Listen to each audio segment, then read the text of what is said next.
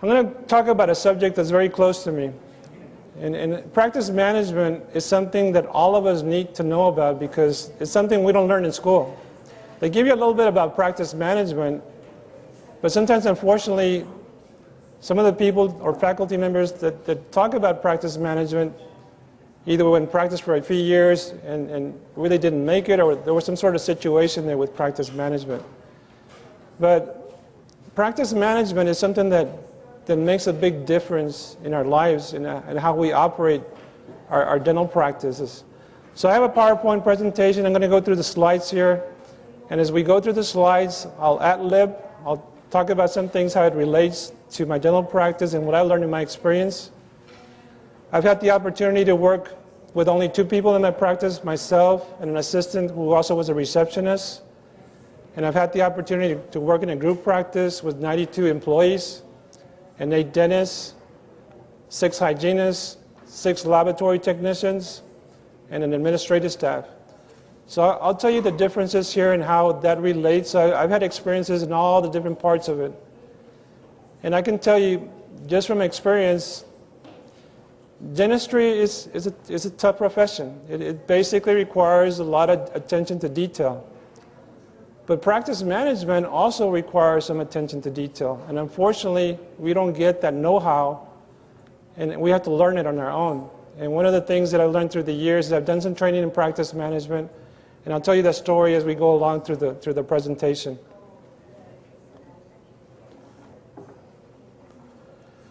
This is my dental practice in Texas. It's a 2-story building. We have over 16,000 square feet in our office. We have 32 dental chairs.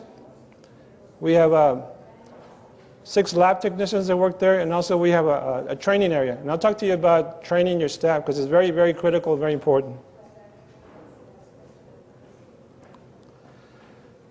If I was to come up here and tell you that everything that I've done in practice management I learned on myself, I'll be lying to you. But my mentor in practice management and some of the philosophy that I learned, and the word philosophy is an interesting word. The word phil means love of knowledge. Basically, philosophy means in search of knowledge or in search of wisdom. And we're always looking for answers to make things better in surviving, whether it's anything that we do in life, whether it's our practice, our families, communities, governments. We're always looking ways to improve things. So some of these works that I learned came from Mr. L. Ron Hubbard, basically.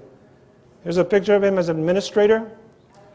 This is a man that did 29 professions in one lifetime. When I'm talking about 29 professions, I'm not talking about just as an amateur. I'm talking about professional standards, from a writer to a pilot to a navigator.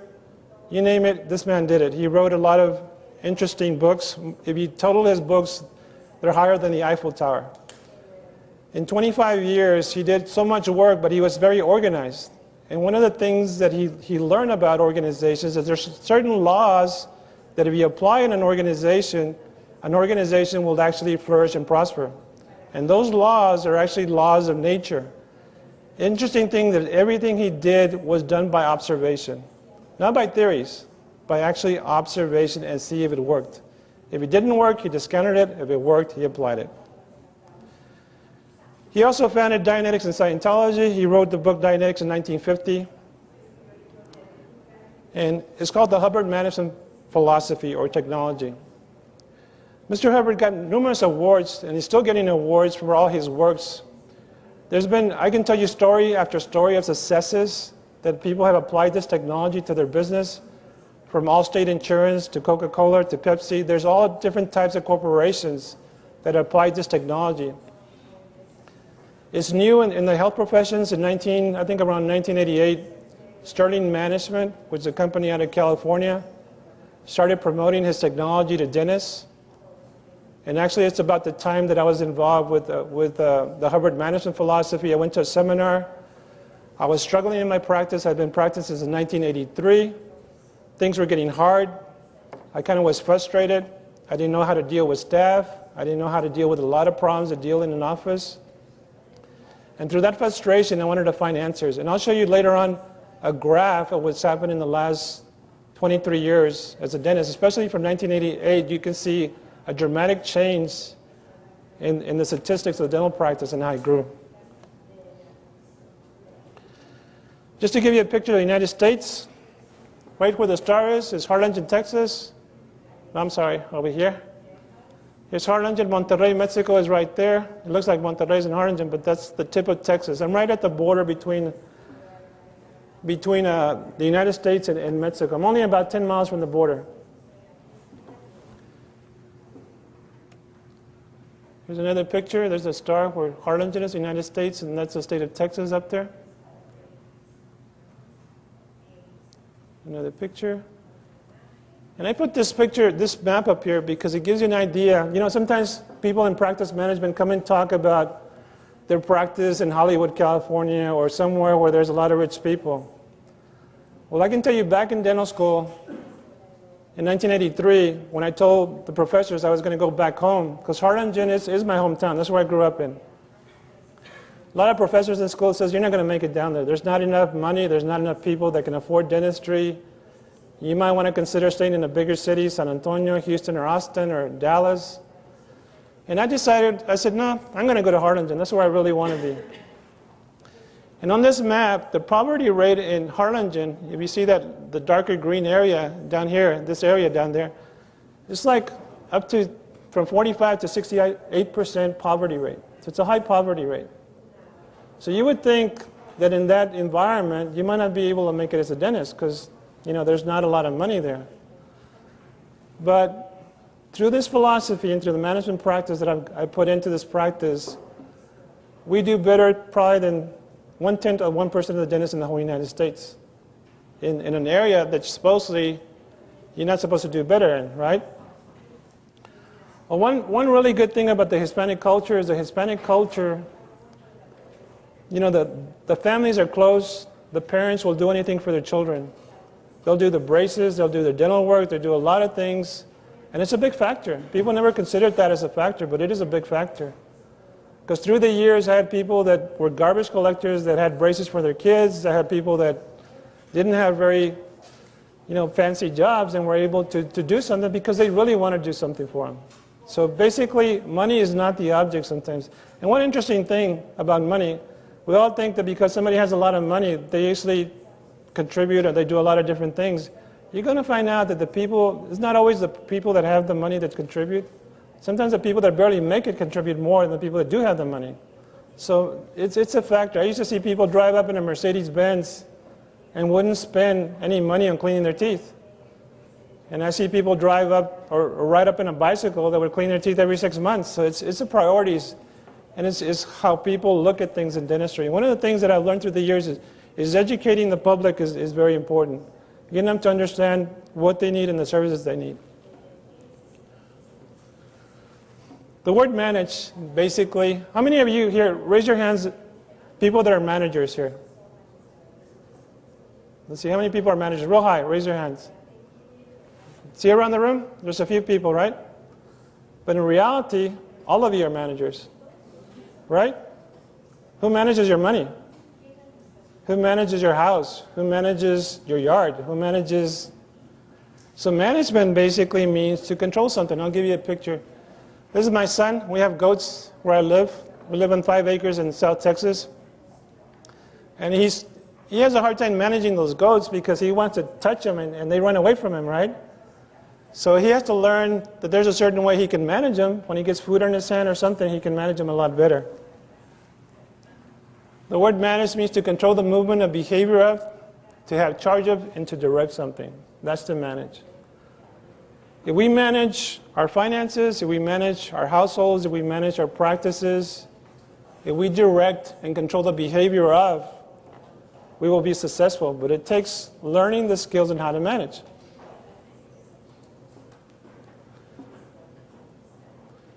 So managers are there to ensure that the existing scene improves. Existing scene is something that is there right now. This is the existing scene, right? This young lady does financial arrangements in her office. She can sell ice cream to an Eskimo, okay? She's the type of person that can get the person to do the treatment that they want. One of the things that I learned early in my practice, I don't treat people by insurance, whether they have insurance or no insurance. It doesn't matter. Because if they're only going to do the work because they have insurance, who's diagnosing the patient, the insurance or the doctor, right? So we don't focus on whether they have insurance, don't have insurance. They still need the work. They still need the filling. They still need the root canal. They still need the crown. We diagnose the case. We tell them what they need, and we tell them the ideal treatment. We don't cut corners. We don't say, no, we're just going to do one filling on you. Or, no, you can't afford it. We're not going to do this.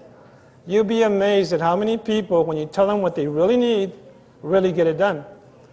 And I had cases of people who come into my office that have periodontal disease. You guys are familiar with intro cameras, right? You can take a picture. I've seen that picture home with a person with periodontal disease, and the grandmother saw the picture and called the office and made the appointment for him to come back and get the dental work and paid for it, right? Because when people really see what they need, they're willing to do something about it. And that's an important factor in management.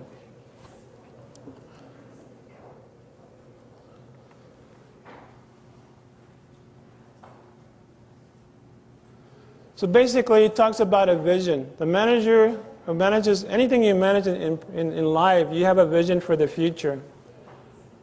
And when you have those visions, it's basically what you're doing to get to those goals or ideas that you put out into the future. So in management, you have to look at the good and bad situations. You have to learn how to improve them and do better to improve the situation so you can have an organization that functions correctly.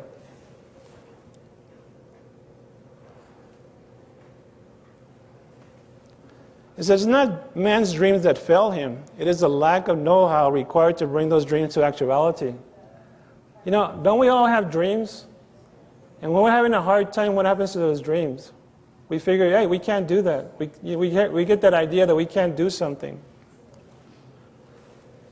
Well, here, this could be like your dental practice. Here's the deer takeover, and they hunt the hunters, right? They turn it around. In your dental practice, does it control you or you control it? How does it work? I know the first 6 years in practice, it controlled me. You know, I had headaches, I go up and down, I feel good one day, I feel bad the next day. You had 10 good patients, but you had one bad patient, and how did you feel at the end of the day? Because of that one bad patient, you just focus on that one bad patient. My philosophy today, if I have a bad patient, I forget that patient and I focus on the good patients. The bad ones, sometimes I refer them to my best friend. No, I'm not. Or to my worst enemy. But anyway, you know, you focus on the positive, because a lot of times you see 10 patients and 9 of them are very happy with you, and then you have that one patient that's really upset at you, and it ruins your whole week. Is that really worth it? No. So you focus on the good.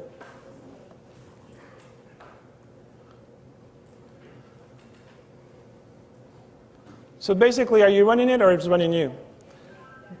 Here, this guy has all these different hats, right? As a dentist, we wear a lot of different hats also.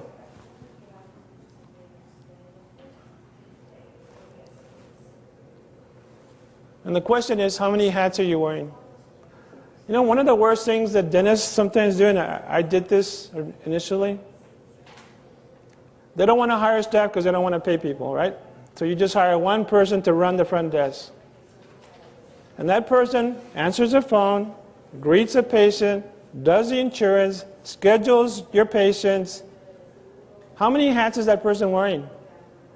You know, how many jobs is that person doing? Well, they're doing a lot of different jobs. And it's not unusual that that's a person that leaves the practice because they're overburdened or overstressed or overwhelmed from all the different jobs. And then they're pushed to even do more, right? Well, one of the things that you'll learn, especially in practice management, is your production is a function of staff. What that means, the more people you have helping you, the more productive you're going to be. But you also train them to help you because you got to get them to be effective and efficient in what they do. Here's different hats: a policeman, a chef, a fireman. In dentistry, you know, we, as a dentist, for example, you wear the hat as a dentist is one. As the owner of the practice is a different hat, right? You wear the hat as a businessman. You wear the hat as an executive. You wear the hat. There's a lot of different hats here.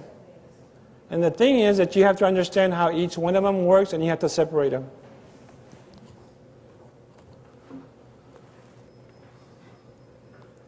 In management, you look at the existing scene.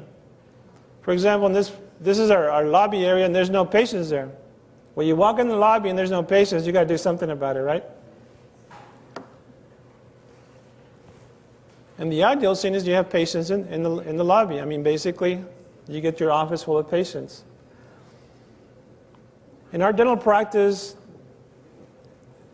some of the people that come through there sometimes don't believe some of the things that we do, because we have I have to say, a very good practice, but it's because of this philosophy.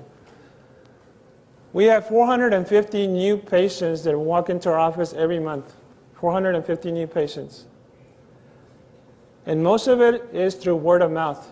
We don't hardly advertise. We don't have coupons. We don't discount things. We don't have things in the paper that you only pay $8 for, or cleaning for this. We don't advertise. It's word of mouth. So 450 new patients that come into this office every month.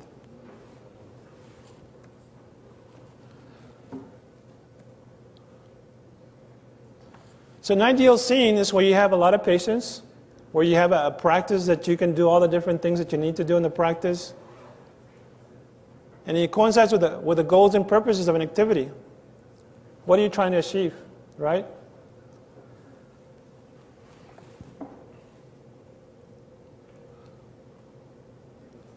You know, life is not always fair.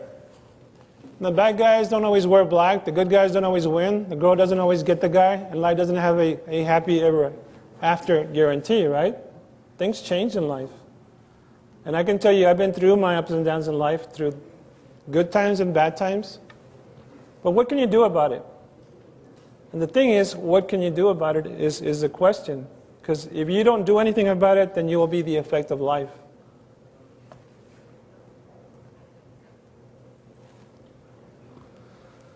It is difficult to be responsible for something unless you have knowledge of it. I know that even being here, you're trying to get more information, more knowledge on how to do things. But if you have the knowledge on how to do something, then you can be more responsible for it. When we hire people in our offices, we have to take full responsibility for these people that we hire, because it's our responsibility as the owner or as the executive of a practice to make sure that these people get trained and do things to help the practice and help themselves.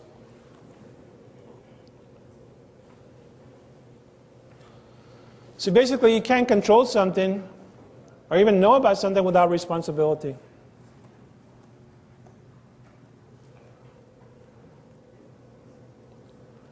So if you don't control things around you, this is what happens, right? And I've had those times when you felt like you didn't get ulcers, where you had a headache, where you had all these different things happen to you, right? The only reason a person feels that way, because they lost control in that situation. But little by little, one can make anything go right. By increasing your knowledge, I think all of you are here to increase your knowledge, right? Increasing your responsibility. Responsibility means being accountable for things. Actually caring enough for your patients, your staff members, and people that work with you. Being responsible for them. Making sure that they are doing the right thing in your dental practice. You're training them. They're getting a good salary. All these different things are taking responsibility for them. And increasing control. And I'll have the anatomy of what control is and give you an idea of what that is.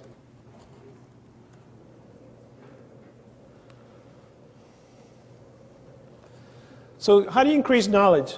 Knowledge is something called hatting. You talked about a hat. The verb part of it, the action part of it is hatting. Actually doing something about it. Actually getting hatted or trained in an area. What is hatting? It's a write-ups and packs and outlines the purposes, know-how, and duties of a post. In our dental practice, over the years, we developed a hat for every single person that works in our office.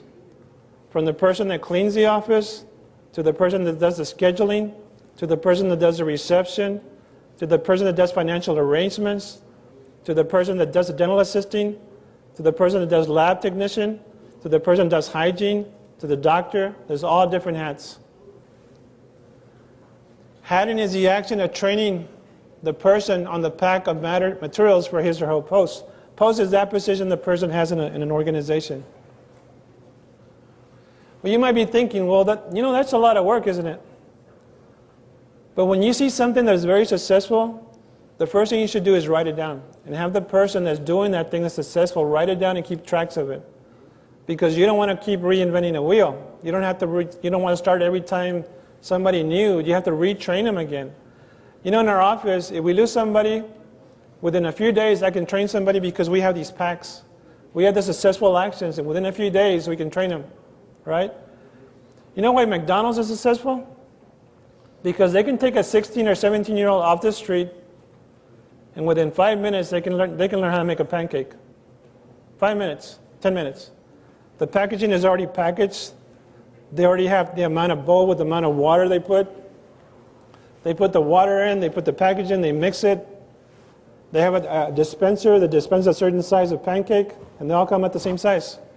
Whether you're in Texas or Guatemala or anywhere in the world, McDonald's developed the technology over the years on how to make a pancake. Now, what would happen every time somebody came into a McDonald's and somebody that was trained left and didn't have anything right up to be trained on, you have to start over with that person again, right? And you could spend weeks or months trying to train somebody, and then they leave, and then you got somebody else you got to train. So it's very overwhelming for executives to be able to do that. So if you can write up things, it's very important. Anything that you're successful with that works in your practice, write it down and have a track record of it. In our office, we have a course room. Actually, on the second floor, we have a training area where these hats or packs that people have. And every week on Tuesdays, people get trained in our office. You know, you think, well, this guy went to school 22 years to be a dentist, or this guy went to so many years to become a hygienist. But the thing is, unless you train people on how things are done in an organization, you're going to have problems. For example, how many football teams would go play football on a Friday night without practicing during the week, right? But in dentistry, we go to work without even training people. And then we expect them to know their jobs. Well, the hatting actually fills in that position. It makes it a lot easier. And you know what this does for your office? It basically helps people know the rules and regulations and policies. And by working together, it makes it so much easier. It's like an organization that it's like a fine motor that runs in a very smooth way. You don't have all these upsets or problems. The most upsets or problems are caused when people are not trained. You know, how do you handle a patient that's upset? How do you handle, a patient that's been waiting over an hour? How do you handle the situation? There's ways to do all those different things, and if the staff is trained on how to do that, they can handle it without upsets. So basically, hatting equals control. That means if you had somebody know how to do something, they have more control over it.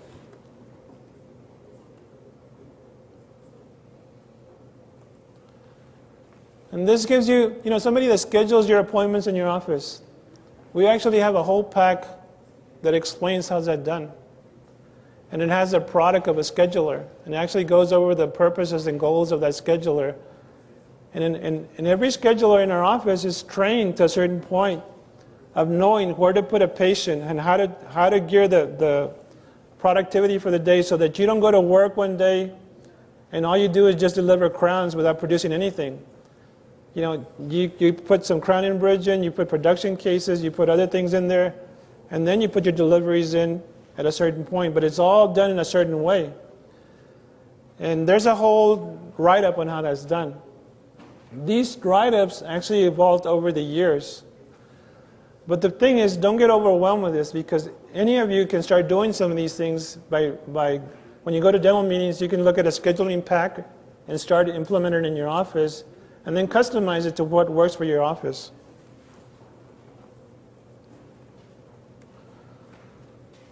So it gives you an idea of some of the write-ups in the hat, and the person that gets hired for that position goes through these processes of learning how to do that.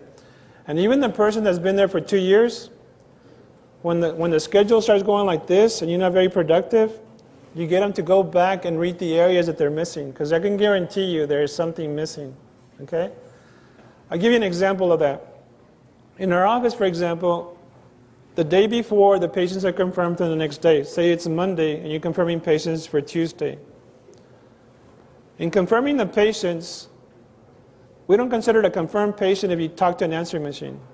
In other words, if you leave the message in an answering machine, it's not considered confirmed until you actually get the patient to call you back or you talk to the patient. So if the patient's not confirmed, then you try to put another patient in there. Maybe not something as extensive as the work you're going to do in case that patient does show up, but you try to get in communication with them. The key point is communicating with the patients. Okay? By 11 o'clock or 12 o'clock the day before, the scheduler will bring me the schedule and show me the schedule for tomorrow. So I look at the schedule and I say, okay, we might want to change this, or this patient has a difficult root canal. You might want to put more time with that one. You might want to change this. And once she's done all that, then I sign it that that's the way the schedule is going to be for the next day. So by doing that one action, you eliminate a lot of problems.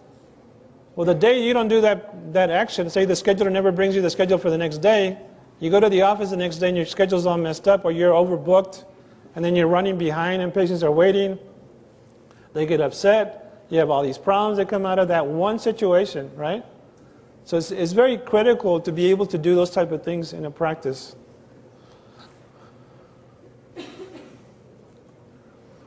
In every course, we have a checklist. What a checklist means, is check things that the person needs to learn how to do. And they actually get drilled on how to do these things. You know, if somebody's talking to a patient, it makes a lot of difference how they communicate with that patient. For example, a patient comes into your office, you do the dental work, they're going out the office, and the person collecting the money asks the patient, do you want to pay today? Right? What are most patients going to say? Yeah, I'll pay next week, or I'll bring a checkbook, whatever, right? It's an open-ended, it's a question that gives you a no answer usually. But if you ask the patient, Mrs. Jones, how do you want to pay for this? Cash, credit card, you're basically putting it on their plate that it's time to pay for the services. That little communication cycle, whether you ask a patient, do you want to pay today? Or how do you want to pay? How much do you think it would affect the dental practice? Do you think it would have an effect on it? Tremendously. And you'll find that communication skills are the key ingredient in anything you do. I don't care what it is. Anything you do in life, communication is a key point, and how it's communicated. And I'll cover something about communication later because there's a lot to be learned from communication, a lot to be learned.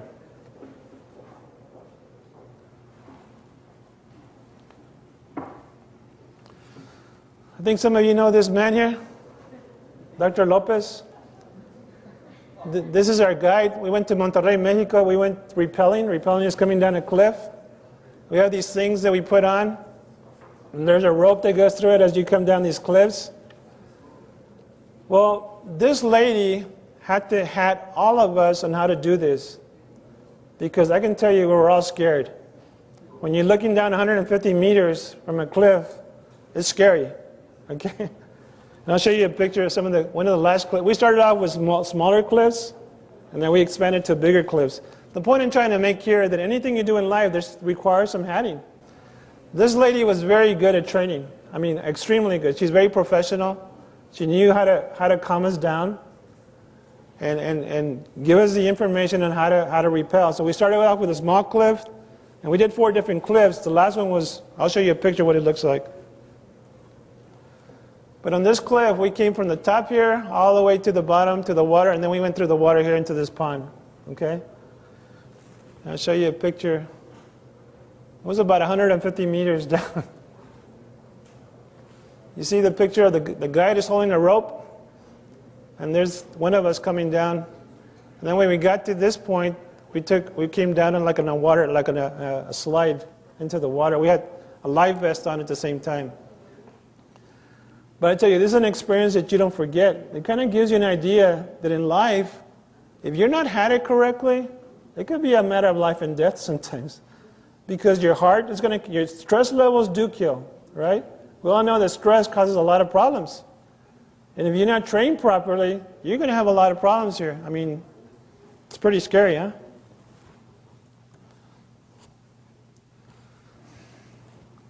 And anything you control equals income. Control equals income.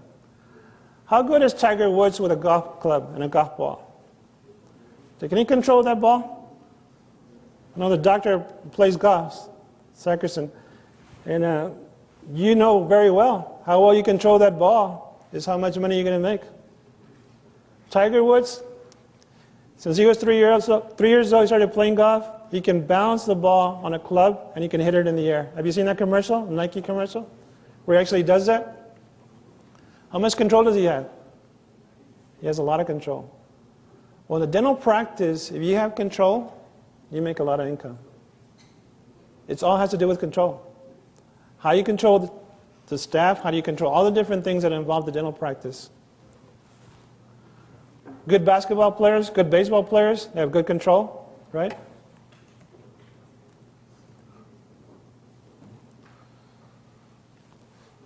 And responsibility is a big factor of anything we do. Because, you know, we hear a lot of people pointing fingers and blaming other people for certain things. But we realize that unless we take responsibility for something, it's not going to change. Our dental practice is not going to change unless we take responsibility for it. Nobody's going to come and tell you, hey, you're going to do better. You got to do something about it. Okay?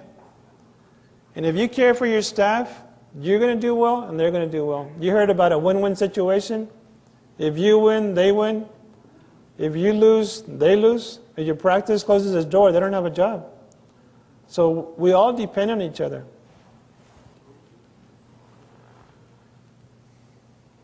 So it takes a lot of, good judgment and sound thinking. You have to be logical in how you do things. You got to look at things and observe things. It reminds me of something, for example, what do you think is more powerful, thinking or looking?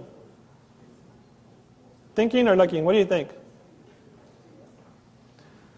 Say there's a door here, right?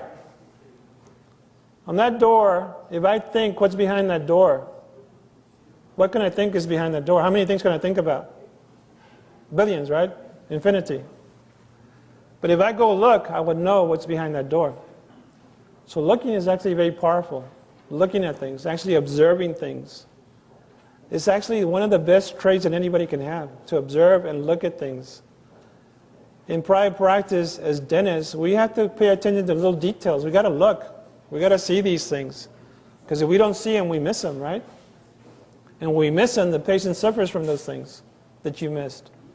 But observation is a very powerful tool, actually looking at things.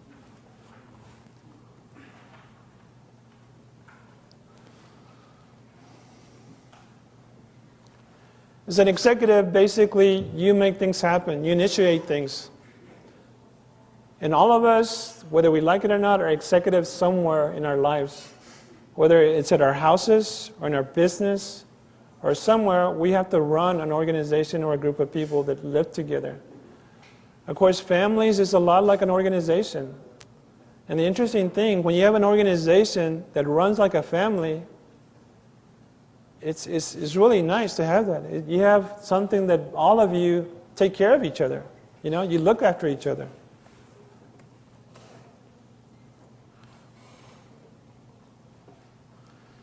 We're going to talk a little bit about the anatomy of control. What is control, right? Sometimes control has been given a bad name. We hear, that guy's too controlling, or you shouldn't control things. What would happen if you didn't control your car? What would happen if you didn't control your practice? What would happen if you didn't control your finances? When people are talking about bad control, that means they were given mixed messages. What that means is somebody was told, do this, and then they were told, no, do that, no, do that, do that. That's bad control, right? But if you tell somebody, do this, and they do that, and you acknowledge them for it, that's good control. And all of us have been through that. As children, you know how active children are? And parents try to get you to sit down? That's where bad control comes from. And people have buttons on control. It's the ability to start, change, and stop something. When you get in your car, you turn it on, you move it, and you stop it. That's control. Here's a picture of it. Basically, start, you begin something, you continue, you complete. It's called control. Start, change, stop.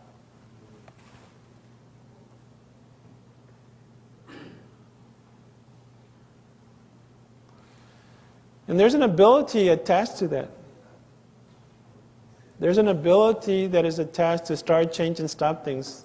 An activity is it's called a cycle of action. I'm going to tell you, remember I told you all of this is based on observation? Our bodies has a cycle of action of how many years? 70, 80 years, 90 years, right? You're born, you grow, you get old, you die. It's called the cycle of action. You see it everywhere. You go outside, you see a leaf growing, you see a leaf that's maturing, you see a leaf that's dying. Cycle of action. Everything has a cycle of action, right? When you start a communication, this seminar started the seminar, I'm going through the seminar, and at one point it's going to stop. That's a cycle of action, okay? The cycle of action is a very powerful tool, and it's all based on observation. When you do something, for example, when you start something, like a communication cycle with a patient is a cycle of action. You walk in the room, you start communicating with a patient, and then when you start communicating with a patient, you explain what you're going to do. You do the work with the patient, you finish the work, you have a product, you completed that cycle of action. If you notice, any cycle of action you can't complete gets you pretty upset. It's frustrating. So you decided to take a tooth in a patient, and 2 hours later you were still struggling to take out that tooth. What happened to that cycle of action? It continued on. And it continued on too long to the point that you're very frustrated. Well, this is a very powerful tool. And interesting enough, a cycle of action affects your health. How does a cycle of action affect your health? How would that affect your health? Well, what happens if at work you can't finish things and you're behind all the time? You got all these cycles of action going. Are you stressed out? You know, the stress levels get to a certain point. What happens to your blood pressure? It goes up. What happens to your stomach? Start getting acids. What happens to how you feel? You start yelling at people. What happens how all these different things start happening, right? Because you can't complete these cycles of action. And then you go to a psychiatrist and they put you on Prozac or an antidepressant, right? And that's going to solve it. So you're going to feel more mellow, but that time you're not going to care anymore because you're on this drug. So it's interesting how even drugs are involved in the cycles of action. Cycles of action, if you can't complete them, bring you down. When you can't complete them, it brings you up. I'll give you an example. You have 3 people and you give them 3 axes. One axe is very sharp, one axe is sort of mediocre, and one axe is very dull. And you get these 3 people to start cutting a tree. Who's the one that's going to quit first? The one with a sharp axe or the one with a dull axe? Well, the one with a dull axe is not going to get anywhere hitting the tree. So he's going to stop. He's going to stop. He can't get anywhere. He can't get the cycle of action going. The one with a sharp axe can be cutting the tree and ceases production, and he continues on. What happens as dentists when we can't complete cycles? You want to quit. You want to do real estate, or you want to do another profession. That happens because you got incomplete cycles. Something is affecting you from doing it. So if you can complete cycles of action, you actually come up, you feel happier, you have more energy, you're more alive, you have all these things that happen because of cycles of action. It's actually something that you can observe with people. And I know all of us has had experiences. Some of you that are been in practice know that when you had the patient you couldn't complete a cycle on, you couldn't get the denture completed, the denture never fit correctly. How did you feel? And the other patient, where they came in, you did the denture within a day, they finished it. You know, I remember I did one patient, he lost his dentures, he wanted the denture the same day. I did the denture that same day. 20 years later, that same patient still has a denture and is happy with it. And then I've had patients where I spent 3 weeks doing a denture, and then they bring it back to you and tell you it doesn't fit. Isn't that amazing?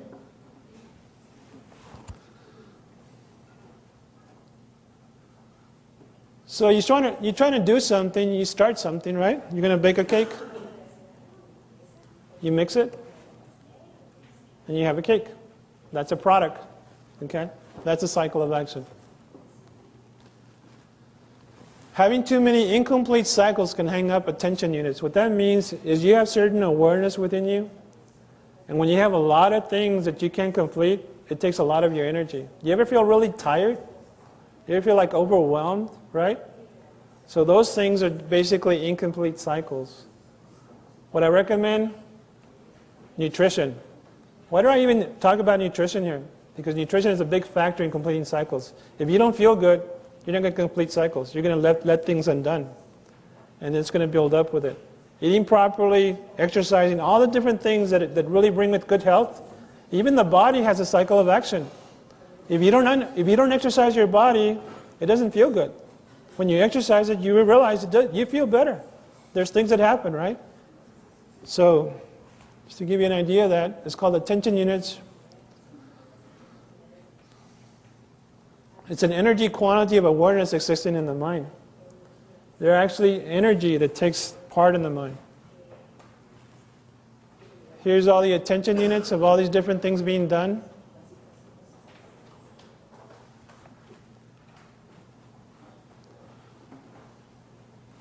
And this is how you feel, like you're chained down. You forget things, you should have done things, you ought to, you have taxes, you got phone bills, you pay things, right? One of the best quote that I like from Mr. Hubbard, he talks about organization is freedom and coping is drowning. What that means, if you organize and you complete your cycles, you'll have more freedom to do things. And you'll be able to be more involved in the community, do a lot of different things. I've been very fortunate that I was able to complete cycles in my life to the point that I got involved with the school board in the city. I spent 6 years in the school board in Harlingen. I got involved with economic development. I spent 6 years with economic development. And I've been involved with the State Board Dental Examiner for the last 5 years. And this past year I was secretary of the board.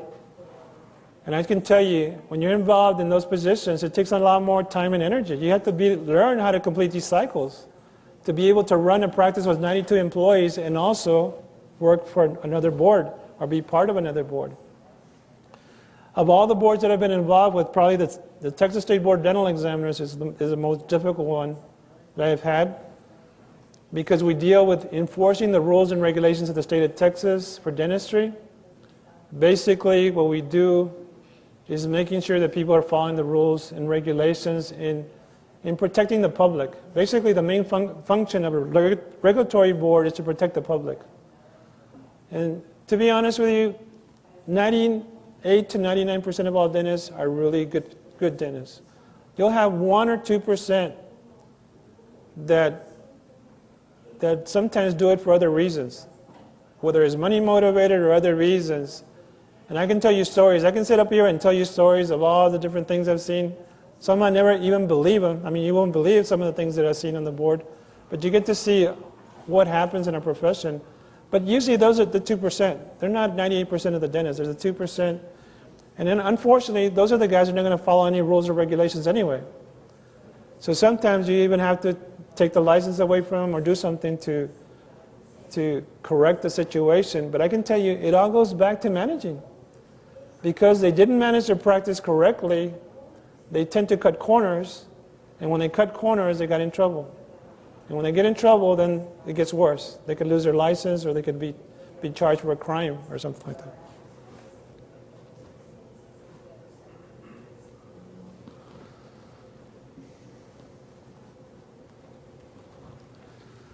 So organization is a very important part of completing cycles. You might not believe this, but with 92 employees, I actually have more time than I did with 2 employees. Because with 2 employees, I wasn't organized. With 92, I'm a lot more organized, and there's a system in place that makes it easy for me.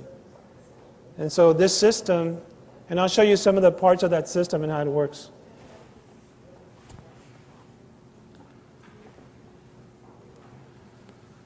This is called the KRC triangle, knowledge, responsibility, control. As you increase your knowledge, your responsibility increases and your control increases. Any one of these points that you increase, just by even taking more responsibility, your knowledge increases and your control increases. In other words, your awareness increases. So this triangle actually expands as you expand on this knowledge, responsibility, and control. There's a primary barrier to production, and it's called human emotion and reaction. You ever notice that when somebody's upset, everything stops? Say, for example, a patient's been waiting an hour in your treatment room, and you walk in and you're ready to do that filling. Are you going to be able to do your filling when the patient's upset? It's going to stop. The cycle of action stops. First of all, now you've got to handle the patient, the upset, before you're going to be able to do that filling. So sometimes you might spend another 15, 20 minutes talking to that patient and listening to their upset. Now, there's an art and science to handling an upset patient. There's an art and science. What I mean by that is, how do you communicate with an upset patient? Well, when they're upset, do you tell them you're wrong? Or do you acknowledge them and says, you know, I understand, Mrs. Jones, you have an upset. I would do the same. If I waited an hour, I'd be upset too. Once they know that you really do care and you communicate in a way, you handle the upset. Well, even how to do that determines how fast you complete your cycles. How do you communicate that? But they're very simple techniques. Sometimes it's interesting that we even have to talk about these techniques, but they're simple, but not a lot of times they're not used correctly or they're not communicated directly. The worst thing you can do is to get defensive. What I mean by defensive is trying to be right with them. Well, you know, I was with patient so-and-so. They don't care about patient so-and-so, they care about them, right? Or I was over there and doing all this and I had a, you know, they really don't care about that. They want to hear that you're going to take care of them.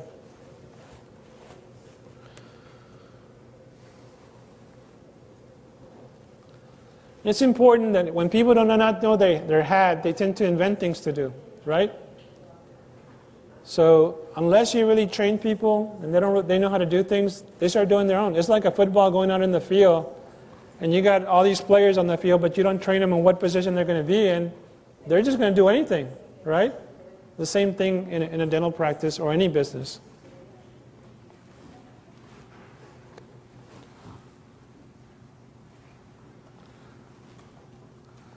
So what is an organization? What makes it successful? An organization, activity, or area that is being organized, has been organized, or made into an ordered whole, right? That's an organization. An organization is something which has its own spirit. It's composed of people who are governed by certain rules and purposes and know how to do their job. That's an organization.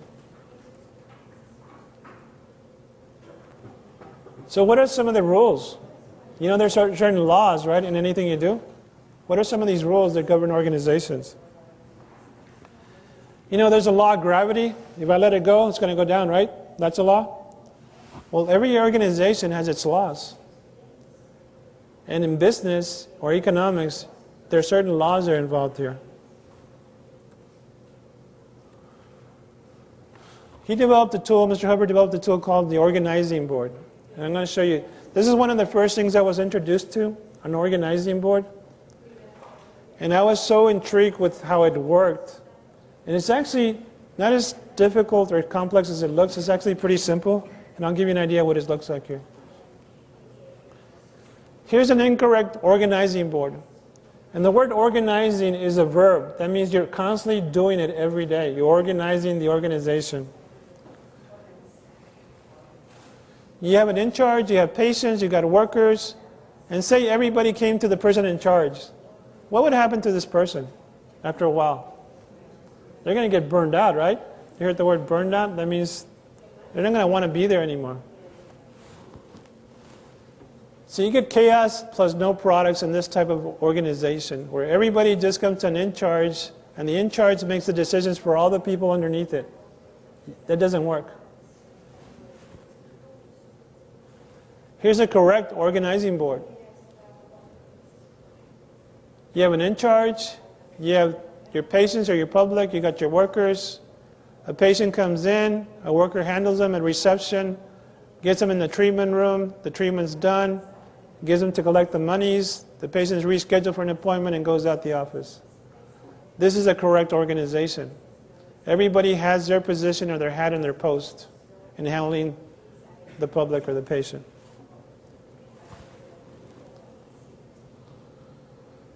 People come in the organization, are taken care of, and pay and leave. Okay?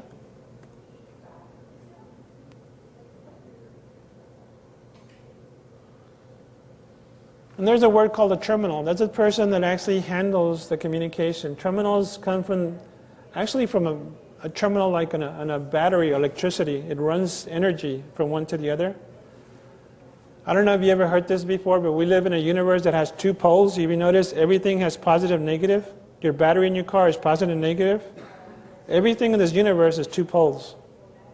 You got good and evil, right? You got black and white. You got hot and cold. All these are dichotomies. Dichotomies, total opposites, right? So we live in a universe that deals with opposites all the time. A particle, each term is responsible for handling particles. Particles could be people, people charge anything. A particle is something that goes through an organization. So here's a particle that goes through.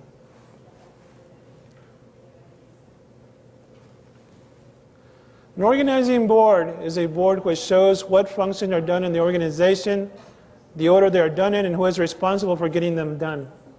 It actually has a little write-up on who does, Mary does reception. Susie is a dental assistant. Dr. Lopez is a dentist. You have all these different hats in an organizing board.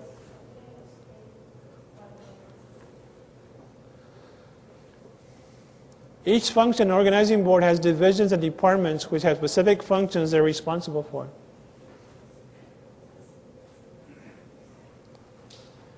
And here it shows the 6 divisions. You know what's really interesting about this organizing board? That each one of you, this is your life right here. It applies to all of us. Any part of this board that is out in our lives or the areas that we have problems in. I'll give you an example. Division 1 is communication division. How good you communicate is going to determine a lot of things. It's going to determine how you get things done, how you get ideas across to other people. That is Division 1. Division 2 is called dissemination, or giving information to enlighten people about things. Division 3 is the treasury, or finances. All of us have finances, right? Income versus outflow. What comes in and what you pay out. Division 4 is basically a technical division. What are you trained in? Are you trained as a dentist? That's Division 4. You're trained to be a dentist. But you also could be trained to be a gardener. You can be trained to be a pilot. You can be trained to be a lot of different things, and you can also be good in that part of it. Division 5 is called quality division or quality control. Any product that Division 4 produces, you check it out in Division 5, and you correct it. If you notice, this division is a little bit higher there and a little bit higher. These are the 2 most important ones. Division 1 and Division 5. Because your products have to be controlled. Division 6 is called public relations. Everybody has public relations. What do people know about you? How do they think about you as your public relations? Do you think you're a good person or you think you're a bad person? That's your public relations. Division 7 is kind of interesting. It's over here instead of over here, right? It's because this organizing board actually makes a circle. It goes around in a circle. And Division 7 is who you really are. Division 7 deals with you as an individual. Now, how do you apply this to a dental practice? With a dental practice, you have the Division 7, which is the executive division, the person that founded the organization, the person that actually has the vision, the person that takes care of all the legals, the assets of the corporation, all the properties, all this is Division 7. Division 1 is your reception area, your communication area, your phone. Who's answering your phone? How do they answer the phone? Is Division 1. Division 2 is getting patients in the office for treatment, dissemination. Is giving them information so they will reach for the dentistry that they need. Is educating them is Division 2, enlightening people, actually give them the information that they need. Division 3 is treasury, collecting the money, telling them how much it's going to cost and collecting the money from them. Division 4 is actually the technical division. The assistant, the hygienist, the dentists, the dental lab technicians are all Division 4. These are the only area in the organizing board that you produce dentistry, is Division 4. That's the only area that you actually produce dentistry. All the other ones get them to that point. Division 5 is you look at what the products you produce as a dentist. Are your products good? Did the filling last? Did it come out? Did you have to redo it? So Division 5 corrects anything in Division 4 that wasn't done correctly. And you correct it. And Division 6 is public information. You give people information about what you're doing. It's public relations. It develops goodwill in a community. You know, what is it that you're doing for this community is Division 6. That's how it operates in a dental practice. And I'll show you, we have one for a dental practice. It's called the Arlington Family Dentistry Organizing Board. And if you notice, they all are color-coded. They have a different color. The green is Division 4. You notice there's the most people there in dental practice. You get all your dental assistants, all your dentists, your hygienists, your dental lab technicians. The people that do the scheduling actually come Division 4. These are your receptionists. These are the people that do financial arrangements in these two areas. This is finances, quality control, public relations. And this is the executive division that actually takes care of this organization. Okay? The founder goes in the top. The executive director goes there. You have other people that run these divisions from the top that help organize all these areas. It looks a little complex, but it's actually very simple. And I can't show you all the details on it, but you can read right here. It tells you what is the function of this person, the dental assistant. You know, to get the patient on the chair, to help the doctor, to make sure everything's ready for the doctor, those type of things that a dental assistant would do. If you want to be successful, remember we talked about cycle of actions? The faster you do something, and with good quality, the more prosperous you're going to be. Okay? Like, if you're an oral surgeon, and you took 5 minutes to take out a wisdom tooth, versus 30 minutes to take out a wisdom tooth, which do you think the patient would prefer? The 5 or the 30? We all know the answer, right? I wouldn't want to have my mouth open for 30 minutes and be traumatized for 30 minutes when I can have it done in 5 minutes, right? So speed of service is how fast you do something.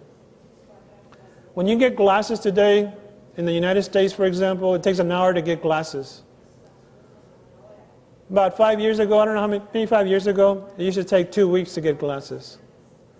If you're an optometrist today in the United States and you're taking 2 weeks to get patients glasses, are you going to survive? No. So speed of service is very essential. How fast you do something, how the cycles of action are done. If a denture comes in with a broken denture, and you can get that denture back to the patient within an hour, are they going to be happy? Are they going to tell a lot of people? Yeah. Are they going to pay you for it? Yeah. So what happens if it takes a week to get the denture back that's broken? Who wants to go with a week without a broken denture, right? They can't eat properly. So speed of service is very, very important. One of the things in the dental practice, that's why, you know, as a dentist, you should consider having a lab technician in your practice. A lab technician can save you a lot of time and energy. Doing your temporaries, you can stain your porcelain, you can make your porcelain work, you can do all these different things.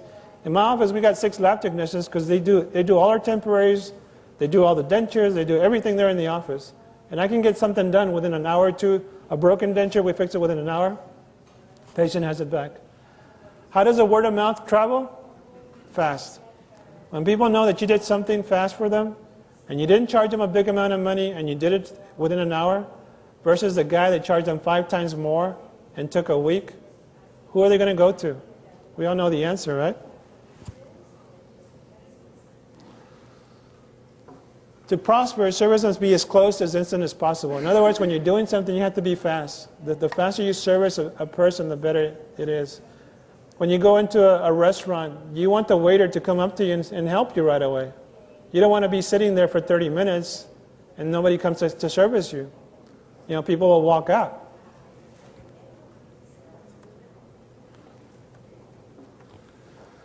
So anything that which stops or delays the flows of a business or delays or puts a customer product on wait is an enemy to that business. If that is not being done, then you have a problem with the business.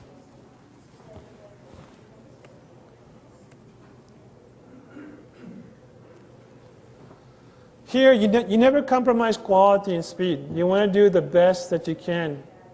I know in dental school, sometimes we get trained that it should take a long time to do a crown or a long time to do a root canal.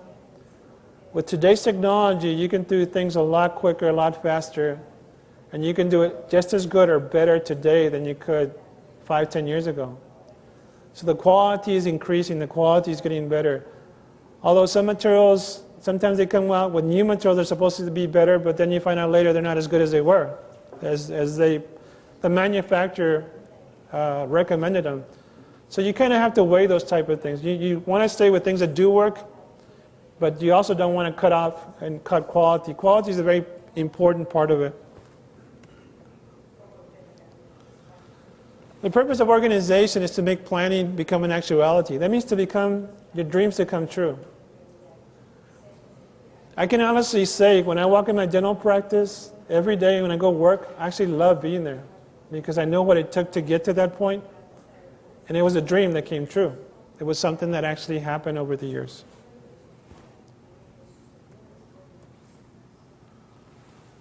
A product is a finished high-quality service or product in the hands of the consumer with an exchange for a valuable. It is a product that at all, unless it is, it's not a product unless you can exchange for it. If you did veneers on a patient and they look awful, they're not going to want to pay you for them, right? There's no exchangeable value. But if you did veneers on a patient and they look good on the patient, they're going to pay you because it's got value. Although I think all of us as dentists that practice for years will get the patient that no matter what you do, you're never going to be satisfied with. Those, you usually give them your money back and send them somewhere else. It's not worth the aggravation a lot of times. Because the majority of patients you can deal with, 90 to 95% of the patients are easy to deal with. And then you have those 5%, 10% that are a little hard. I'm going to cover a thing called exchange. An exchange is a very important thing to understand. It's exchanges, and I'm going to go over this with you. It's basically a philosophy, and it actually works this way when you look at it and you observe it. So here's the definition of an exchange. It's changing something for something else, a service for money, bartering for something else. It's an exchange. And there's 4 types of exchanges. Okay? And you can actually observe this in life. You'll see, if you actually observe, you'll see that these exchanges are everywhere you go. The criminal exchange is something for nothing. Right? The dentist is on the phone, the patient's upset, she's putting her lipstick in, the patient hasn't gotten her work done, she already paid for the service, didn't get a service. In other words, they take the money, but they don't deliver the service. Okay? It's called rip-off. The other one is called a partial exchange. Here again, they're reading a magazine, the patient's upset, they've been waiting a long time. Again, they take her money, she's not happy, And this is called the fair exchange. The fair exchange is also called an honest exchange. An honest exchange, you see the patient's happy, they're doing their work, they're happy, things are being exchanged here. She's getting a service, she leaves the office with a smile, she pays for her service, she's happy, they're happy, everybody's happy, right? And this is one of the most important ones that is not, it says it's not common in business today, okay? It's called exchange in abundance. You do more than is expected for the patient. You actually give them more than is expected. What would happen to a business if you did this all the time? What do you think would happen to that business? Right? It's called an exchange in abundance. When I was growing up, they used to have, when you go to the family store, the little stores in the corner, there used to be something called a pilon. You bought something and they give you something extra. You bought, say, it's also called the baker's dozen. When you buy 12 donuts and they give you 1 extra donut. They give you 13 donuts and then you pay the same amount of money. That's called an exchange in abundance. You're actually giving more than is expected, right? As dentists, if you give to your community, if you give to your patients, if you really get to know them and take care of them, you're giving more than the other guy across the street. And you probably, what's going to happen, you're going to get more back. But a lot of times you're not doing it because you're going to get more back. It just, you feel that way. Exchanging it in abundance is actually a good thing. In the United States today, when you buy something, it falls apart a lot faster than it used to. It costs more money. It's not as good as it used to be. And we all know that when we buy things. I used to remember when I first started shaving, razor blades used to last a long time. Why is it that they used to last a long time then? Maybe my beard wasn't as tough, but today they don't last very long. Because they make more money by not lasting long, right? It's unfortunate that that's the case, but that's the way it is, right? So exchange in abundance, you actually give more than is expected. And I can guarantee you, you get it back in many ways. This is actually a Bible principle. In Christianity, we know that if we serve, we get more back. Rewards and penalties. And this is very important. What is it that you reward and what is it that you penalize? What happens when you become successful? I don't know what the tax rate is here in Guatemala, but I know in the United States, as I started making more money, my taxes kept going up. People say that the poor people pay more taxes. Well, I'm not sure about that, but my tax rate is about 44%. 44% of every dollar goes to the government, right? Well, if you don't work, you don't get taxed, right? But if you work, the harder you work, the higher the tax rate. So you're trying to be prosperous and you're trying to do things and you get penalized. When in reality, you should be rewarded because you're helping the economy, you're hiring more people. There are some governments or cities, I used to work with economic development in a city, and we had incentives to help businesses hire people so they could have jobs. And they would give them no taxes on their property, or they would do things like that as an incentive. That's the thing that creates more business, if you give incentives like that.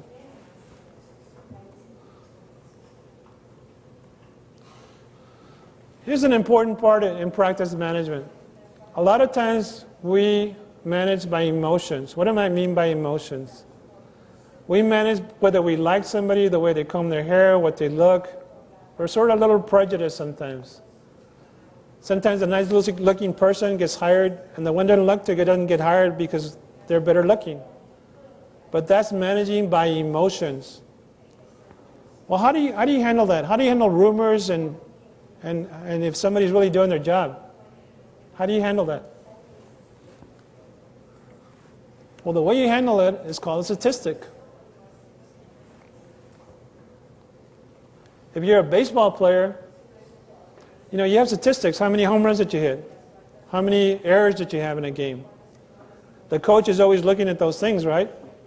That's a statistic. That statistic determines whether you're going to play or not play in a game. Well, in a business, you have statistics and you can measure anything. And it's basically a number or an amount compared to an earlier amount of the same thing. Statistics refer to the quantity of work done or the value of it in money. Those are statistics. Is something going up? Right? You're completing cycles of action. You're doing things. You're very productive. Right? That's a statistic.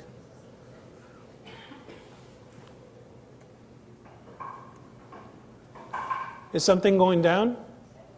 Right? So it's basically a measure. Can you imagine driving your car without a speedometer? And people run their practices without a speedometer. They don't measure anything. And if you don't measure it, how do you know how well you're doing? The interesting thing about statistics, I can tell you a lot of stories, because in 1988 is when I started really taking statistics of every little job in the office, every job that's done. You know that one scheduler can make a tremendous difference whether you're productive or not productive. And if you have the wrong person scheduling, you're losing tons of money. I remember having a scheduler that I changed with another lady that had better communication skills. It made a difference about $4,000 a week. $4,000 a week. If I didn't have a statistic, I couldn't measure it. So $4,000 a week, you multiply that by 4 weeks in a month, you know, that's $16,000 a month. How much per year? Almost 100 and whatever, almost 200,000. Isn't that interesting?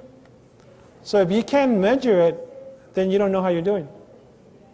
And I can tell you, I've seen people that you would never think would be a good scheduler that will get in there and communicate and learn how and knows how to talk to people, that can get anybody in the office. And then I've seen people that you think would be a good scheduler and be talking to people and nobody shows up. That communication skill is something you have to measure by statistics. And if you don't measure it, you're not going to know.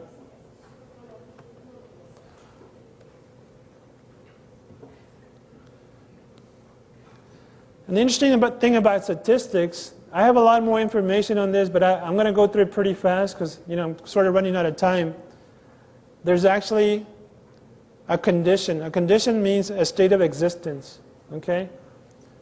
And I'm just going to run through it a little fast on conditions and what they are. A condition is an operating state. For example, if you have a new car, your car can run pretty good. You can get in the car. You don't have to worry about starting it. You don't have to worry about going anywhere in it because it's in good shape, right? So say you have a bad car that's always giving you problems, and you don't know whether it's going to start or not start. You got a car in a lower condition, right? And these conditions apply to cars, bodies, human beings. Just about anything you do, it applies to anything in life. Okay, it's called conditions. Each condition also has formulas. A formula is an exact way of doing something. Connected with these conditions, which, if not followed, will lead to deterioration of the state or of the scene, right? We all know that if the car is not running right, and you don't change the oil, and you don't tune it up, and you don't change the spark plugs, you don't do something about it, that car is going to leave you somewhere in the expressway one day, right? We know that. So there's formulas that you have to apply to these conditions.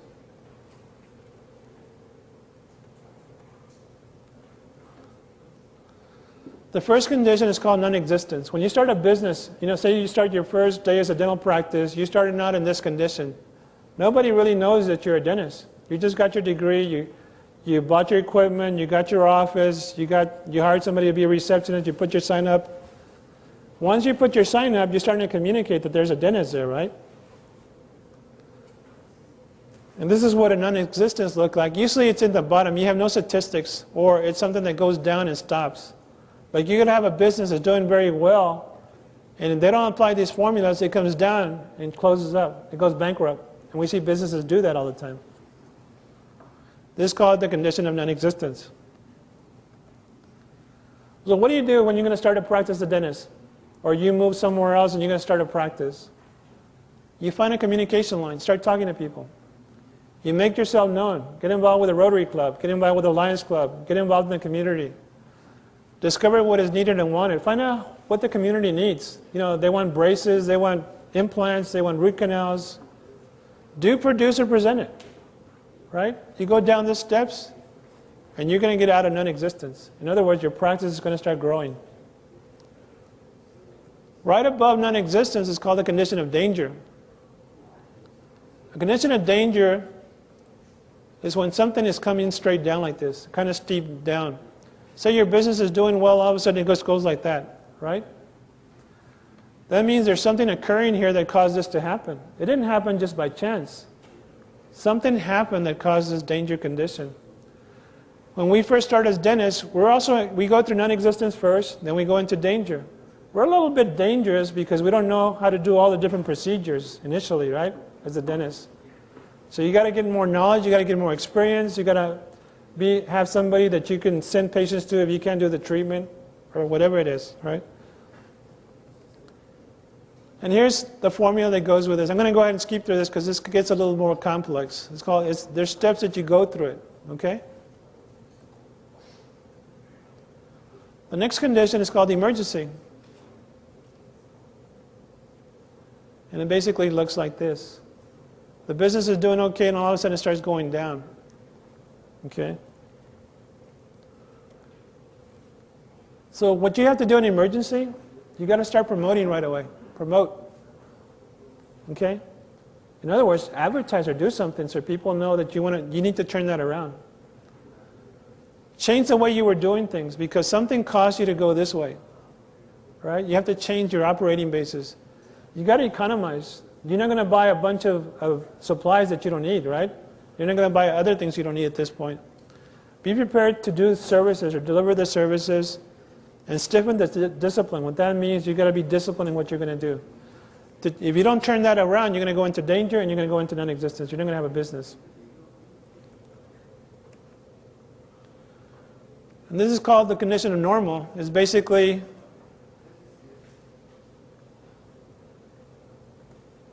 it's a gradual increase.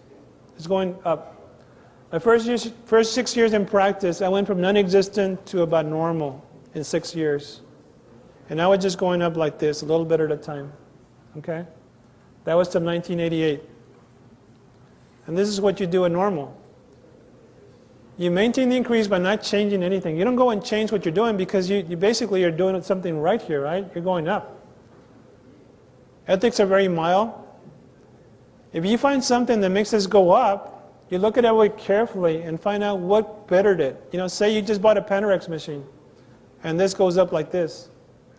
That means that Panorex machine caused your business to go up. So then you start putting more things that are going to cause it to go even higher than that.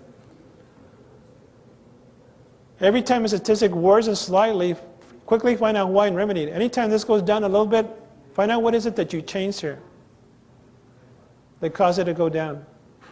And you're going to find out that in these conditions, we create these situations. A lot of times we blame things. We say it's the weather, the economy, it's, people do not want dentistry, it's a government.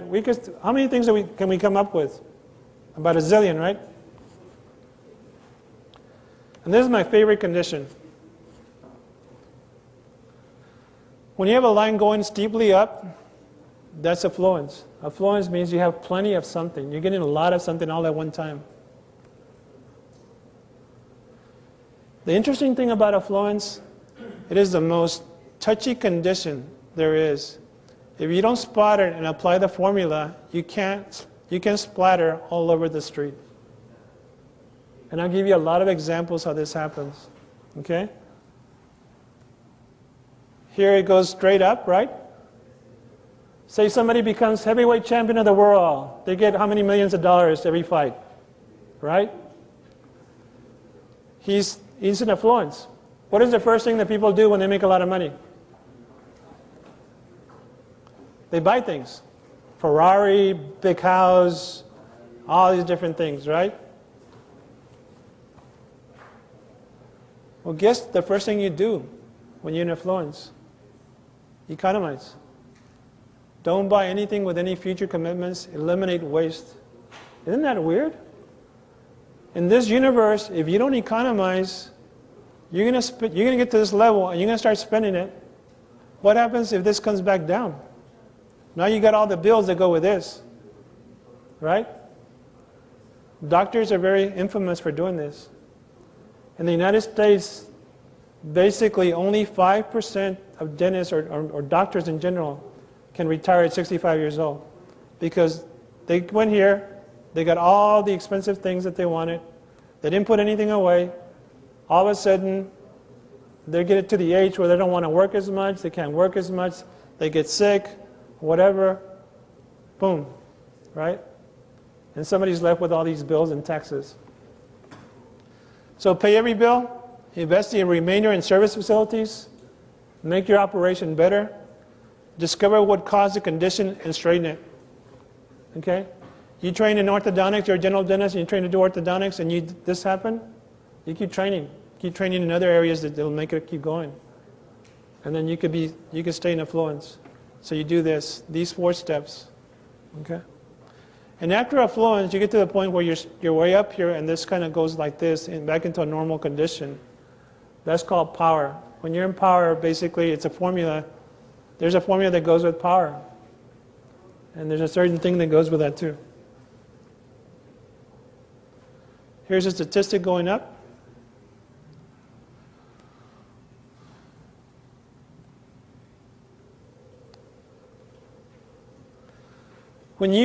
Basically what you have to do, and as dentists, you can set a bonus system in your office to reward when you're up, and you don't reward when you're down. And you reward the people that make it go up by a statistic. In our office, the way we do it is everybody has the statistics, and basically that's the truth. That measures how well they did. So the people that really like statistics are the people that have good abilities because they're going to do well. And as they do well for that month, they get a bonus. And of course, they get extra pay. So with that bonus, they have a greater incentive to continue improving and applying these conditions to themselves. These conditions apply to all of us. As individuals, in a business, they apply to everything in life, to your car, to your body. How well you take care of your body is a condition, right? So all these conditions are actually applied to everything that we do. If you reward non-production, you get non-production. If the government keeps penalizing you for being successful, you don't want to be successful. So if you reward non-production, you get non-production. If you penalize production, you get non-production. Some governments actually do that. If somebody doesn't do anything, doesn't produce anything, they give them something. That's out of exchange, for one. And they get dependent. The welfare system, unfortunately, becomes that way. Is people get involved with it to the point that they're not going to do anything for themselves because it's free. They don't develop their abilities. They don't develop the things that they can do in life. And by not doing that, it just continues on and affects a whole country, a whole city, a whole government. So you have to reward production. So if you reward production, up statistics, and penalize non-production and down statistics, always. Unfortunately, some governments do not do this. And people and the governments have problems with socialism or whatever goes on with that.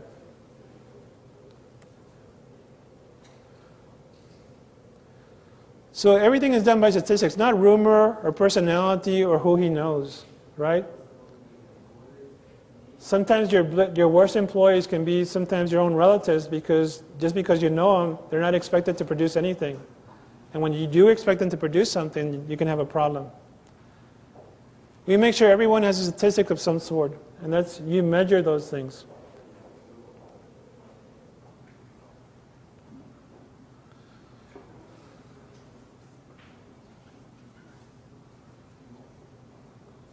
So by doing this, you can isolate what areas are doing well, what areas are not doing well.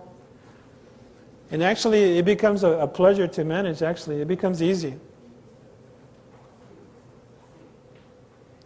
And here's another thing called the administrative skill. I can do a whole day seminar just on this one part. And I'm just going to go through that real quick.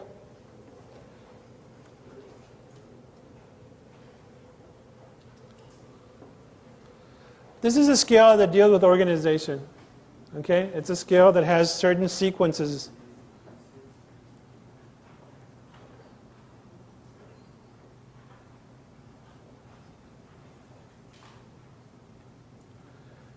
The first thing, in anything you do, you have a goal. Then you got purposes, policies, plans, programs, projects, orders, ideal scenes, statistics, and valuable final products. You can actually start from here. What sort of products do you want in your organization? You can start from here and work backwards. Or you can start from here and work this way. You can work it both ways. Administrative skill gives you an idea on how to do things in an organization. How many here that practice dentistry have a general policy manual in your office? You actually have a policy manual. Anybody here that practice dentistry that has a policy manual? If you don't, you should get one. Policies is like the red light and the green light and the yellow light at a stop sign. It tells you when to stop, it tells you when to go, it tells you when to be cautious. If you don't have policies in your office, people don't know what rules to play. Can you imagine going to a football game without no rules? You don't have a referee? You wouldn't have a game, right? So policies is a big part of it. Just to go through it, we have goals. And basically they're based on your dream or your vision. What is it that you want, right?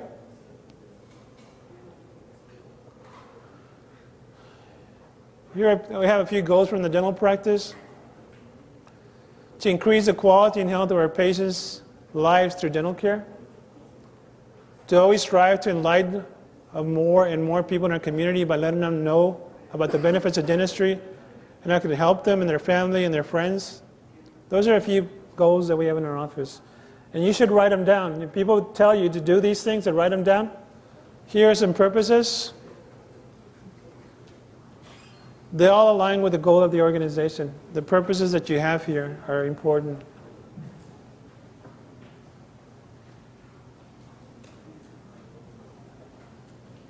I'll just go through this real quick. There's a lot of information here.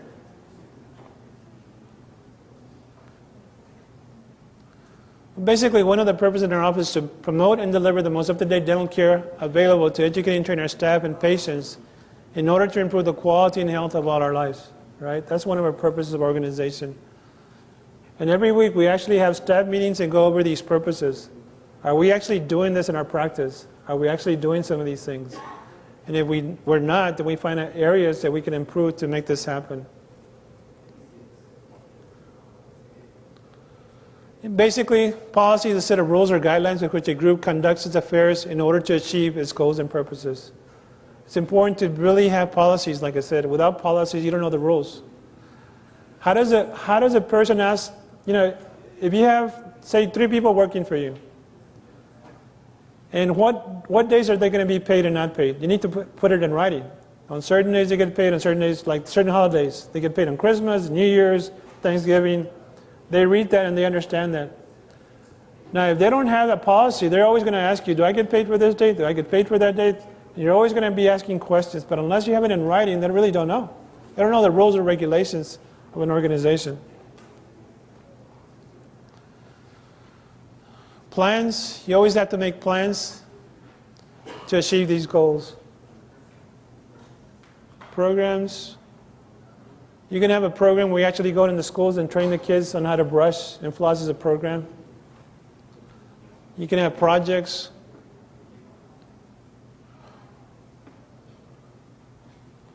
Basically, orders are given when things are not being done. When people don't know what to do, they don't have the right hats, you have to give a lot of orders.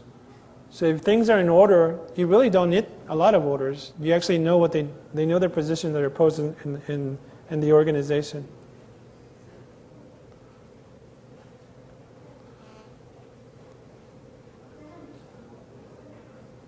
So you can have employees that are overwhelmed also. They get a lot of things that they can't get done. So you got to put things in some sort of sequence and order. You got to put priority things first, and then put in them in some sequence that they do things in some sort of, to make it easier to handle the overwhelm.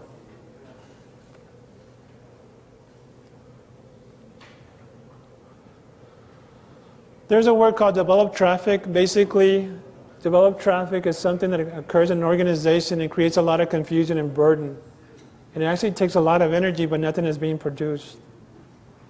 If you can actually isolate the develop traffic in your organization, you can prevent a lot of problems and things get done a lot quicker. It means unusual, unnecessary traffic. You're working on a patient and somebody's asking you, can they take tomorrow off? Or can they have next week off? Or can they go on vacation? That's develop traffic. Okay? And I'll give you a solution for that. There is a way to do that that makes it a lot easier. You can destroy any real production.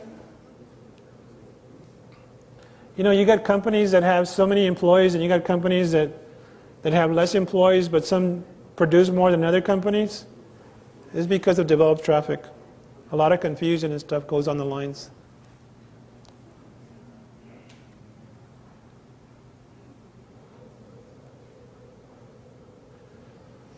Battle plans, every day you can make a list of things that need to be done for that day or for that week. You can make battle plans daily, weekly, monthly. And these battle plans, you just put them on a sheet of paper with a line. When you do them, you check them off. If you put them in writing, it's a lot easier. One of the policies in my office is we have a policy called, if it's not written, it's not true. For example, if an employee comes up to me and says, "Doctor, so-and-so told me I could be off tomorrow." And I'll ask him, where is it in writing? Right? If it's not written, it's not true. Because Then I have to go find from so-and-so whether they did tell me I have to be tomorrow. But if they have a signed paper from so-and-so, then you know that they are going to be off tomorrow. And it makes it a lot easier.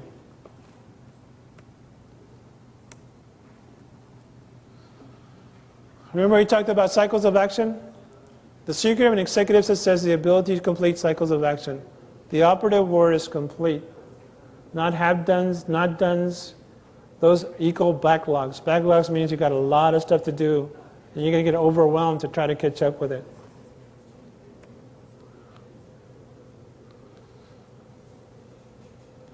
So when you complete tests, don't just get them started. A completed job makes you feel good, accomplished, and gives you less work to do later. The ability to complete cycles of action to handle the matter so it does not have to be handled again. Those are completed cycles of action. Say, for example, you have a goal to exercise 4 times a week. And you guys, you realize that when you do it and you complete that cycle, you feel good, right? You went and exercised 4 times that week. And the next week, you only exercise 3 times. And the next week, you only exercise 2 times. How do you start feeling with these incomplete cycles? Your goal, you know how they have New Year's resolutions at the start of the year, everybody makes this resolution, I'm going to lose so much weight by so-and-so date or whatever. Well, you start going down and all of a sudden your dreams don't come true and your goals don't come true, you start feeling that nothing works. So the key point is do something that you can handle and complete it, and then keep doing those things until you complete them. And see how you feel. You'll feel much better, you'll have more energy, you're not as worried, and there's a lot of positive things that come out of this.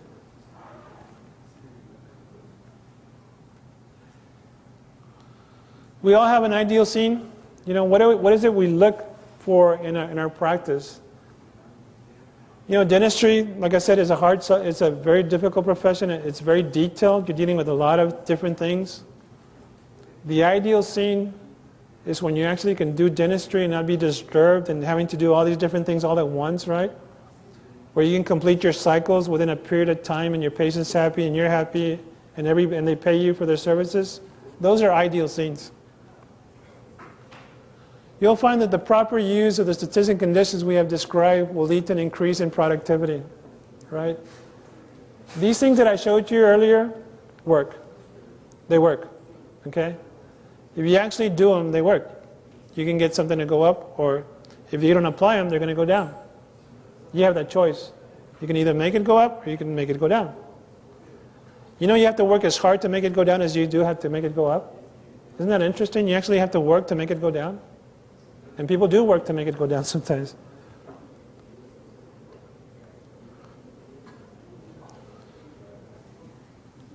Something called valuable final product, or the products you produce in an organization or practice, are things that can be changed and are valuable.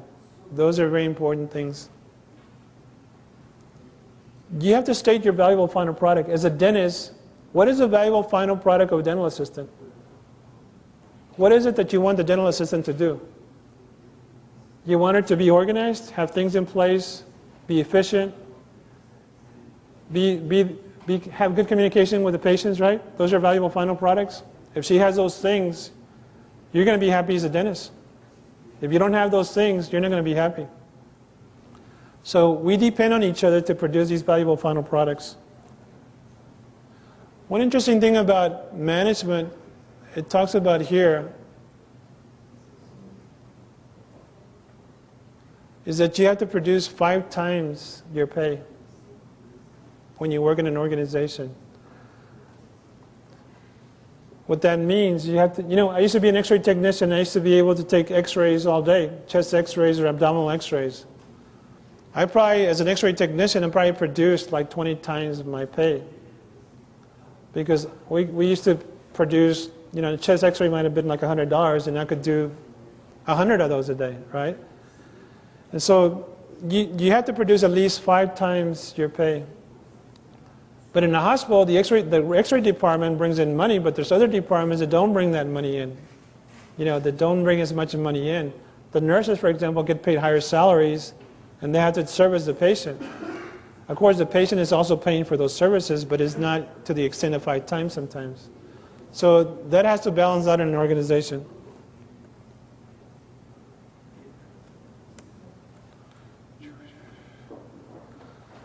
This is a very important subject.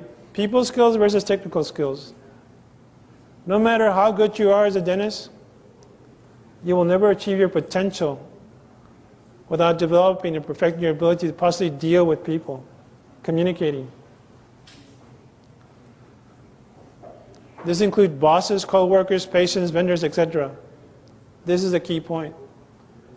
I know Dr. Malamat mentioned yesterday about, patients don't look at how close your margins are in your crown. They look at how well you treated them, how you serviced them, how you communicated with them.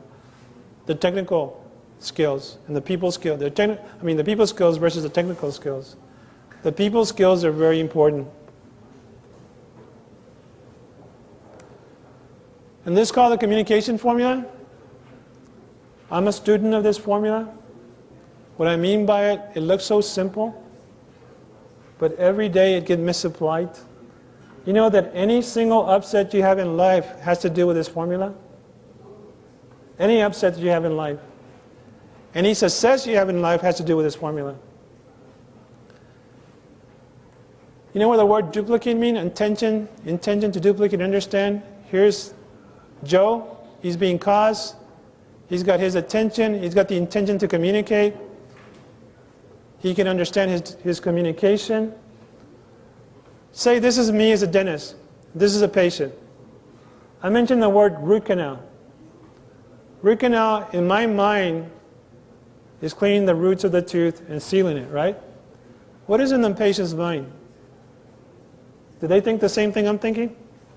Are they duplicating what I'm saying? You see, what they're thinking is pain and money. That's what they're thinking, right? So what happened to this formula? Is there communication going on? No, you have to educate them. You take an intro camera, you take pictures, you take masks, you show them, and then by showing them that, you can get them to duplicate what is it that you're doing for them. If you can get them to duplicate, they will do the services. And somehow they'll figure out how to do it. Okay? It's a key point. What McDonald's does in training a 17-year-old student to make a hamburger or a pancake, they get them to duplicate exactly how to do it. The duplication factor. If you notice, even today, I'm speaking in English. Some of you know some English, but I'm sure there's words that I said you don't quite have the concept or the idea of it, right? And those areas that I talked about that you don't quite have the concept or idea, you really don't understand those areas as well. But until you really clarify them or clear them, you'll have the idea of what it really is. Sometimes when we talk to somebody and they just repeat what they say, what we say, it doesn't mean they got the right concept. They got the word or the symbol. But the concept is what's more important than the word or symbol. It's a conceptual understanding. What is it? When I'm talking about a root canal, it's basically cleaning the pulp, sealing the canals, right? Preventing infection. That's a root canal. The patients are thinking totally different. So I got to get them to understand what that is. And the way you get them to understand is you show them pictures, you take control cameras, you show them, and you educate them. And then you look at them and see if they're getting it. Sometimes even with that, they're not getting it. And if you notice, some people you can talk a minute to and they'll get it. And some people you can talk 30 minutes to and they're not going to get it. It depends on how well they can duplicate you. One of the stories about this communication formula, I have a friend of mine that was going to paint my truck. And I told him, I want my truck, my idea was a sky blue. To me, a sky blue is a light blue, right? When he came back with a truck, it was like a dark blue, okay? Did he duplicate what I said? No. Would it create an upset? Yeah. If I was pretty stubborn, I could have said, I'm not going to pay you until you paint it light sky blue.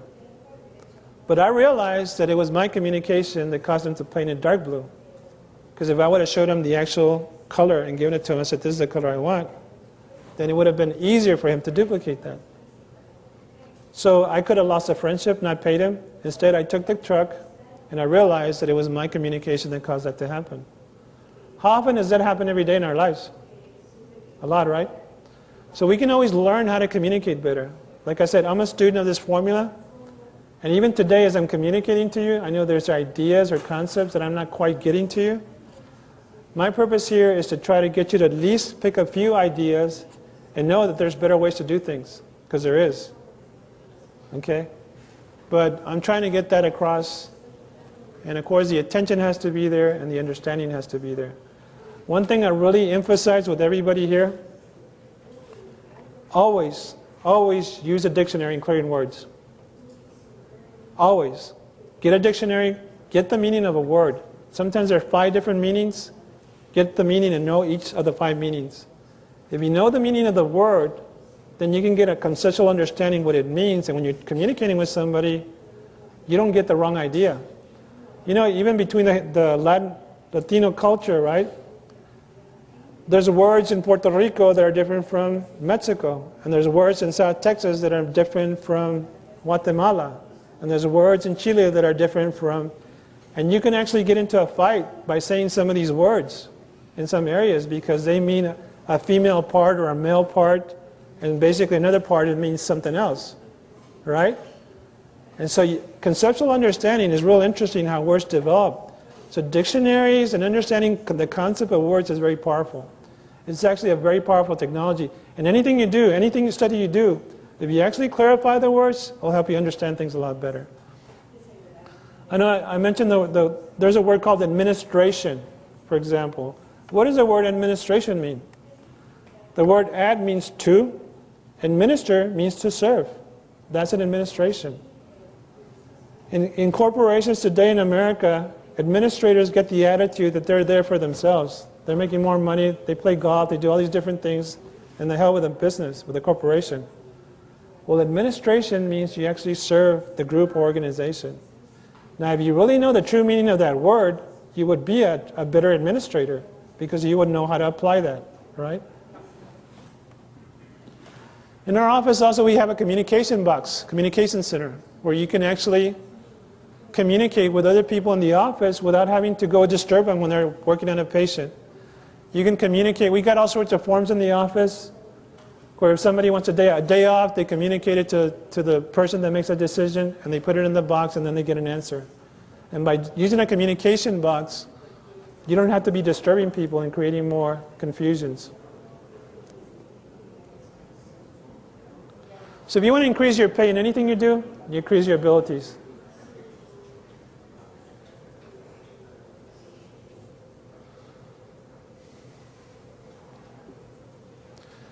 This is a statistic of my dental practice, and it kind of tells the story of what has happened.